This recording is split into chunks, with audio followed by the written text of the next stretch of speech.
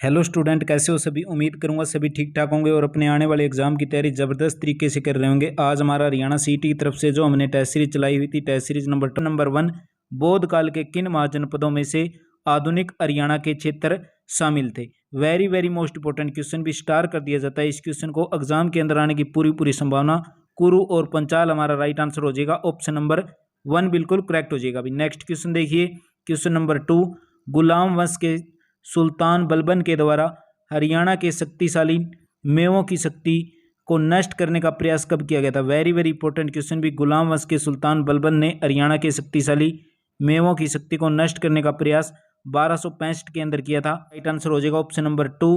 और कमेंट करके बताना गुलाम वंश का प्रथम शासक कौन था या गुलाम वंश की स्थापना किसके द्वारा की गई थी। 2015 से लेकर 2016 के अंदर किन किन नगरों को मेट्रो से जोड़ने की बात कही गई थी। 2 नगर थे, बहादुरगढ़ और फरीदाबाद। भी बहादुरगढ़ और फरीदाबाद। ऑप्शन नंबर 3 बिल्कुल करेक्ट हो जाएगा। सभी स्टूडेंट को बता देना चाहता हूँ, एचएससी ऑल एग्जाम सामान्य ज्ञान सामान्य विज्ञान, जिसके अंदर हरियाणा सामान्य ज्ञान भी, आपकी इंडिया जीके भी, चैप्टर वाइज और टाइप वाइज सोल्ड पेपर हैं जो एचएससी के द्वारा 2015 से लेकर अब तक जितने भी एचएससी के द्वारा एग्जाम हुए थे, जैसे कि उदाहरण के तौर पर पटवारी, police constable, SI, supervisor, 5400 plus वस्तुनिष्ठ प्रश्न की ये बुक है, जिसके अंदर आपको प्राचीन भारत का इतिहास की अगर बात करें तो प्रश्नों की संख्या कुल 99 होगी। और इसके अंदर साथ ही इस बुक के अंदर हर चैप्टर को कवर करवा रखा है। टोटल अगर क्वेश्चन की अगर बात करें तो टोटल क्वेश्चन हो जाएंगे भी 5488। इस बुक के अंदर आपको हर टॉपिक से ये यहाँ पर ग्राफ दे दिया, जिसके अंदर हरियाणा पटवारी परीक्षा जो 2015 के अंदर हुई थी, वहां पर भी इंडियन हिस्ट्री से कितने क्वेश्चन पूछे गए थे, वर्ल्ड हिस्ट्री से, यानी कि पूरा का पूरा जो डाटा है फिजिक्स, केमिस्ट्री, कंप्यूटर से सब कुछ यहाँ पर मेंशन कर रखा है। और साथ के अंदर प्राचीन भारत का इतिहास यानी कि टाइप वाइज भी आपको दे रखा है। और खास बात इसके अंदर देखने को क्या मिली, जैसे कि हर क्वेश्चन का आंसर तो आपको दे ही दिया, और साथ के अंदर इसके अंदर जितने भी क्वेश्चन है उनका डिटेल के साथ सॉल्यूशन दे दिया। यानी कि हड़प्पा संस्कृति की अगर हम बात करें तो हड़प्पा संस्कृति के अंदर जितने भी क्वेश्चन थे एग्जाम के अंदर उस टॉपिक से रिलेटेड, वो सारे के सारे कवर करवा दिए। अगर आप इस बुक को परचेज करना चाहते हो, हर बुक स्टोर पर ये बुक आपको मिल जाएगी। वीडियो के डिस्क्रिप्शन बॉक्स के अंदर इस बुक का लिंक दिया हुआ है, वहां पर जाकर आप परचेज कर सकते हैं। तो नेक्स्ट क्वेश्चन देखिए भी, क्वेश्चन नंबर 4, चीनी यात्री एनसांग के द्वारा लिखी पुस्तक के अंदर हरियाणा के निम्नलिखित में से किस नगर की गरिमा और शक्ति का चर्चा की गई थी।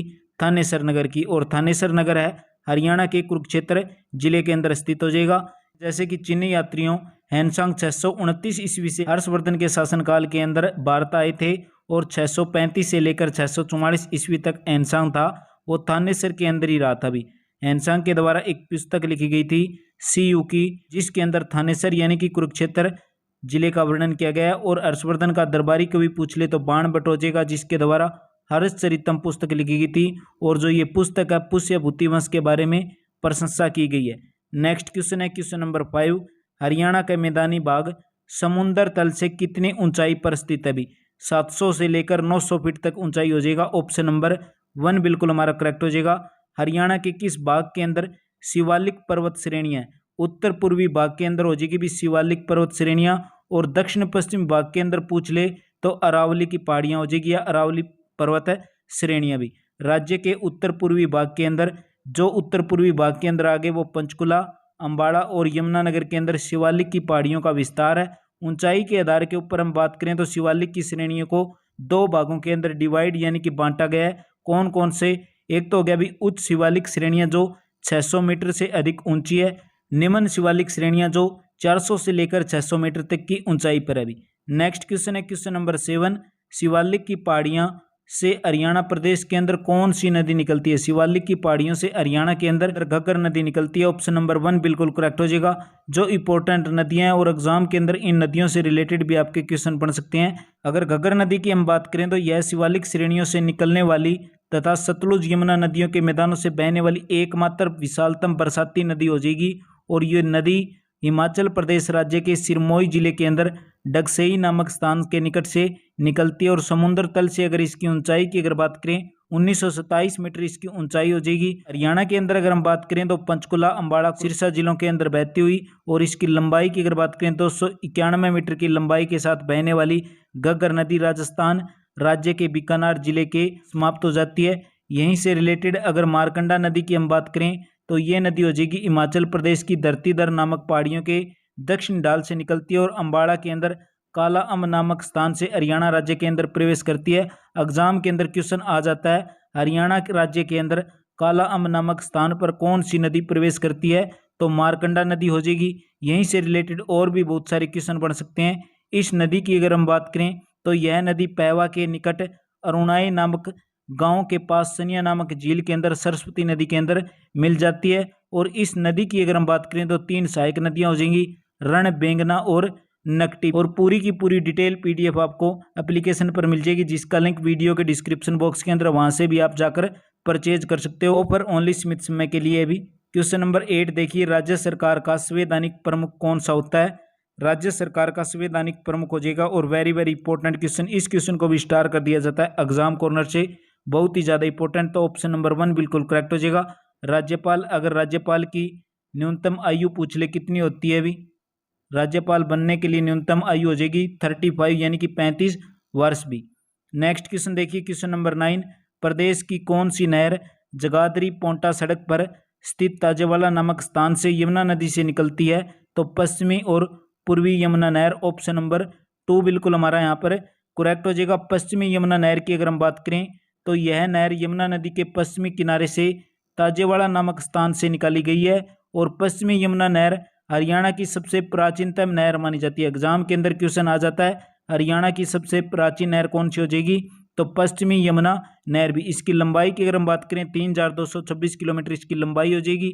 और इस नहर के द्वारा करनाल, रोहतक, सोनीपत, हिसार, सिरसा आदि जिलों के अंदर सिंचाई की जाती है। क्वेश्चन नंबर 10, हरियाणा के किस जिले के अंदर सुप्रसिद्ध धार्मिक पुस्तक महाभारत की रचना की गई थी, कुरुक्षेत्र की भी। ऑप्शन नंबर 4 बिल्कुल हमारा यहाँ पर करेक्ट हो जाएगा, कुरुक्षेत्र। क्वेश्चन नंबर 11 देखिए, हरियाणा राज्य से संबंध रखने वाला भारतीय क्रिकेट खिलाड़ी कौन हो जाएगा भी, कपिल देव हो जाएगा। कपिल देव की अगर हम बात करें तो हरियाणा हरिकेन के नाम से भी जाना जाता है, हरियाणा हरिकेन। पूछ ले कौन हो जाएगा, तो कपिल देव भी। रणदीप सिंह हुड्डा इस जिले से संबंध रखते हैं, तो रणदीप सिंह हुड्डा का संबंध हो जाएगा हरियाणा के रोहतक जिले से। ऑप्शन नंबर 4 बिल्कुल हमारा करेक्ट हो जाएगा। क्वेश्चन नंबर 13 के अंदर दे रखा है भी जोड़ी मिलान करना और सही उत्तर का हमें चयन करना है। जैसे कि यहाँ पर दे दिए कुछ राष्ट्रीय उद्यान यानी कि कलेसर रिजर्व वन, सुल्तानपुर पक्षी विहार, बाबा मस्तनाथ शिक्षक संस्थान और ब्रह्म सरोवर। इस साइड में मिलान करना है। तो अगर हम देखें तो कलेसर रिजर्व वन हो जाएगा, ये हो जाएगा भी यमुनानगर के अंदर। सुल्तानपुर पक्षी विहार हो जाएगा गुरुग्राम जिले के अंदर। बाबा मस्तनाथ शिक्षक संस्थान हो जाएगा रोहतक जिले के अंदर। और ब्रह्म सरोवर हो जाएगा कुरुक्षेत्र जिले के अंदर। नेक्स्ट क्वेश्चन है क्वेश्चन नंबर 14, महात्मा गांधी राष्ट्रीय ग्रामीण रोजगार गारंटी योजना का संपूर्ण हरियाणा के अंदर विस्तार हुआ था। इसके अंदर कोई भी नहीं आएगा भी। ऑप्शन नंबर 4 बिल्कुल करेक्ट हो जाएगा। अगर नरेगा अधिनियम की अगर हम बात करें तो संसद के द्वारा वर्ष 2005 के अंदर पारित किया गया था। प्रथम चरण के अंदर अगर हम बात करें तो हरियाणा के अंदर ये योजना थी, तो सिरसा और महेंद्रगढ़ जिले के अंदर जितने भी सारे के सारे गांव थे उसके अंदर लागू हो गई थी। अप्रैल 2007 के अंदर दूसरे चरण के अंदर मेवात और अंबाला जिले के अंदर लागू हो गई थी। अगर पूरे की अगर हम बात करें तो 1 अप्रैल 2008 से ये योजना हरियाणा के बाकी के जितने भी जिले थे वहां से लागू कर दी गई थी। हरियाणा उच्च न्यायालय कहाँ पर स्थित है, तो हरियाणा का उच्च न्यायालय हो जाएगा हरियाणा और पंजाब का संयुक्त न्यायालय हो जाएगा भी चंडीगढ़ के अंदर। ऑप्शन नंबर 1 बिल्कुल करेक्ट हो जाएगा। हरियाणा का दूसरा राज्यपाल कौन था, हरियाणा के पहले राज्यपाल की अगर हम बात करें तो धर्मवीर सिंह हो जाएंगे। अगर दूसरे राज्यपाल की अगर बात करें तो BN चक्रवर्ती हो जाएंगे। अगर फिलहाल के राज्यपाल की बात करें तो बंडारू दत्तात्रेय हो जाएंगे भी। नेक्स्ट क्वेश्चन देखिए क्वेश्चन नंबर 17, लाडली सामाजिक सुरक्षा भत्ता योजना हरियाणा राज्य के अंदर कब लागू की गई थी।